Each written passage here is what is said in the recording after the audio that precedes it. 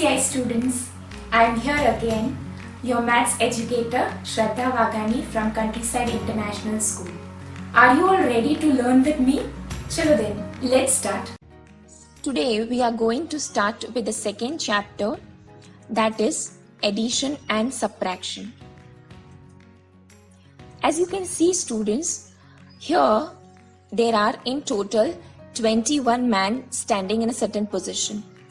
Each man represents 1000 people. So, in all, there are 21,000 people here. And in the second group, there are 10 men standing. And each man is representing 1000 people. So, I have 10,000 people here. If I add this both the group, I will get in all 31,000 people. Okay. That is, if I am adding 10,000 to 21,000, I get 31,000. Now, if I exchange both the groups, that is, now I am adding 21,000 to 10,000. My answer is again 31,000. Okay, the answer doesn't change. So, I can say that addition is commutative in nature because the order in which the addends are added does not matter. Commute means you can move to and fro about a point. The next property of addition we will understand with the help of a story. Now, suppose you have 5,000 rupees and you are in a need of money. So you ask one of your friend to lend you money and he gives you 2,000 rupees. So you have this much rupee, okay? But you require more money. So you asked another friend to lend you money and he gives you 1,000 rupees.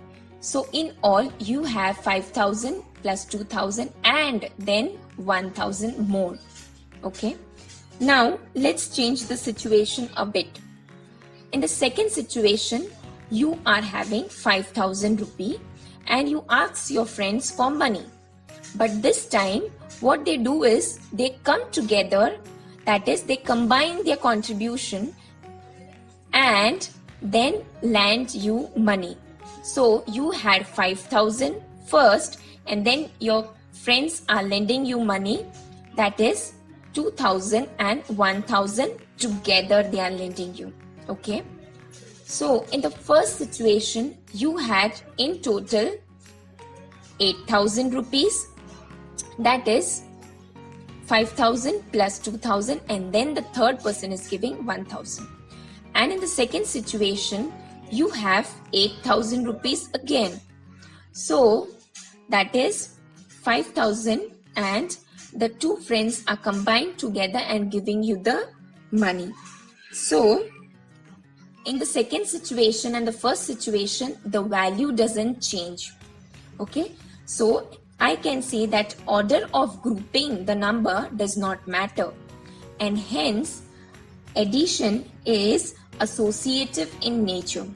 That is, the order in which you associate the group or you associate the group does not matter. If you exchange or if you associate one and second, or if you associate the last and the second one, the answer remains the same. Clear?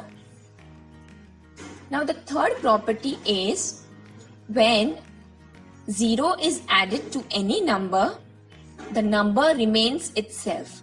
That is, if you add 0 to 7,820, it remains 7,820 only.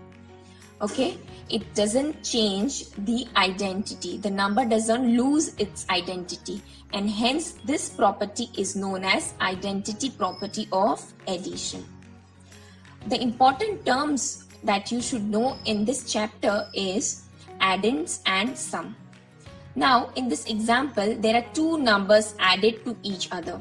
Okay, the numbers to be added are known as addends, and the answer which you get after adding the two numbers are known as sum. Clear? Now let's move on to addition by regrouping, which you have learned in your earlier classes. Okay, the first says let's add 5248 and 3958. As you know, we start up with a place value chart and we will place the number according to ones, tens, hundred and thousand. Okay, so I am doing the same. This is right, students? Yes? Okay, we will start with the addition from the extreme right, that is the ones position. Now you see that 8 plus 8 will give me 16. Here 16 is broken into two parts, that is ones and tens. I can say that 16 is 1 tens and 6 ones. Okay, so what I will do is, as it is addition by regrouping, you are going to regroup the number. That is 6 belongs to ones and 1 belongs to tens. So I will regroup them. Okay, 6 I'll place it in the ones column and 1 I'll place it in the tens column. That is, in the simple language, I will say that I will carry the 1 to tens column. Clear? Now in the tens column, I have 1 plus 4 plus 5. That will give me 10 again. 10 again is regrouped as 0 and ones in the hundreds place. 1 is carried to 100. Okay. In the hundreds place, we have 1 plus 2 plus 9. That will give me 12. So 2 here and 1 carried forward to thousands column. In the thousands column, I have 1 plus 5 plus 3. That will turn up to be 9. Okay. Clear with it, student? Let's see the second example. Here we have to add 33,521, 6,058 and 22,889. See students, here the middle digit is comprising of only 4 digit and the rest two numbers are of 5 digit. So please pay attention to that placing in the chart value, place value chart. Here I am placing the number in the place value chart and see, as this is 4 digit number, here I have a blank column. Okay, we will start with the addition from the extreme right. That is 9 plus 1 plus 8 will give me 18. So 8 in the ones column and 1 in the tens column carried forward. Then I have 1 plus 2 plus 5 plus 8, which gives me 16. So 6 under tens and ones under hundreds. Then add the 100 column. 1 plus 5 plus 8 will give me 14. So 4 here and 1 carried forward.